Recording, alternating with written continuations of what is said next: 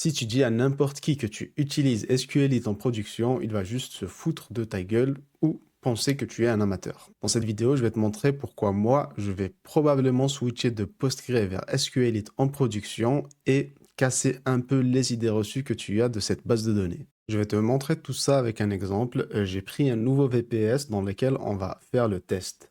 Là, dans mes settings, j'ai configuré Postgre comme étant ma base de données principale et j'ai installé toutes mes applications que j'avais sur RapidSAS juste pour faire le test. Si on va sur Coolify dans mon projet, on voit bien que j'ai une base de données Postgre et mon application va se connecter dessus.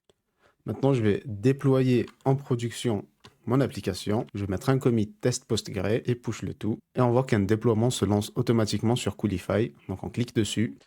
L'application est en train de se lancer. Et là, on a les workers qui sont up. Donc, l'application devrait être en ligne. J'ai tout mis sur un sous-domaine que j'ai appelé dev.rapidsas.fr juste pour le test. Et là, je vais lancer le test de charge que j'ai préparé. En gros, ce que j'ai préparé, c'est 3 endpoints. Un pour lister des produits, un autre pour faire une sorte d'agrégation.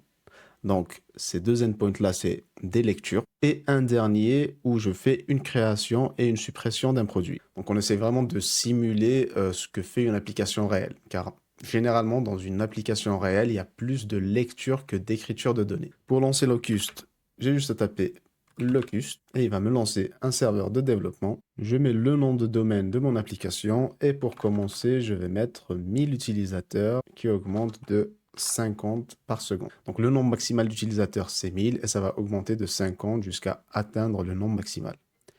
Et je lance mon test. Là on est arrivé aux 1000 utilisateurs et on voit qu'on atteint une limite de 200, à peu près 220 requêtes par seconde et les réponses prennent 2 secondes, ce qui est très désagréable pour l'utilisateur. Donc je vais arrêter ce test et cette fois-ci redéployer l'application mais avec une configuration qui utilise SQLite. Donc je vais commenter cette partie-là et décommenter cette partie. Ce que je vais faire, c'est que je vais stopper la base de données Postgre pour ne pas qu'elle consomme plus de ressources, vu que nous, on va juste utiliser le fichier de base de données de SQLite. Donc il n'y a pas besoin d'avoir un process qui tourne pour cette base de données-là. C'est juste une librairie en réalité. Ok, mon application est bien up, on vérifie, parfait. Et maintenant, je vais relancer le même test que tout à l'heure. Et là, on voit déjà qu'on arrive à gérer plus de 300 requêtes par seconde. Et ça augmente encore. Et ça atteint la limite. À peu près 370 requêtes par seconde. C'est presque le double de ce que je peux faire avec du Postgre.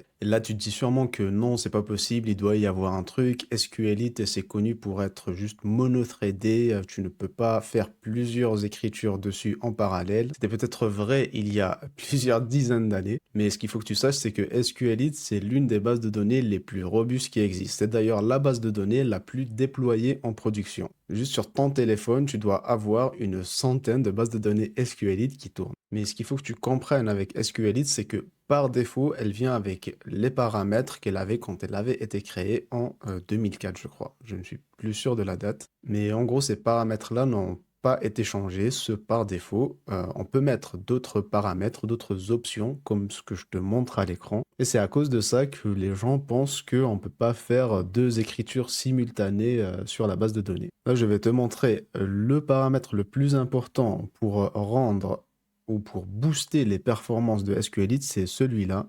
C'est Pragma Journal Mode est égal à wall. Wall pour Write Ahead Logging. Et une fois que cette limite d'écriture en parallèle est passée, tout le reste c'est juste des paramètres d'optimisation. Je peux te donner la config si tu veux. Mais le boost principal que tu as, c'est que tu n'as pas besoin de faire un appel à travers le réseau pour récupérer de la donnée. En gros, ta base de données est directement à côté de ton application et c'est comme si tu lisais un fichier standard. En plus de ça, le test que je viens de faire, j'avais la base de données Postgre exactement dans le même serveur que mon application. Mais certains qui préconisent des architectures pour scale vont te dire qu'il faut avoir ta base de données à l'extérieur dans un autre serveur, mais ça va juste rajouter de la latence à ton application. Et on peut parler de scaler si tu veux, mais là, juste avec un VPS de 5 € par mois qui a 4 Go de RAM et 3 CPU, j'arrive à gérer 400 requêtes par seconde applicatives. Et 400 requêtes par seconde applicatives, c'est déjà énorme. Si tu arrives à saturer ton serveur avec des requêtes du genre, c'est que tu as forcément une application qui tourne bien. Avec un serveur plus puissant, tu vas pouvoir gérer plusieurs milliers de requêtes par seconde très facilement. Et ce qu'il faut que les gens comprennent, c'est que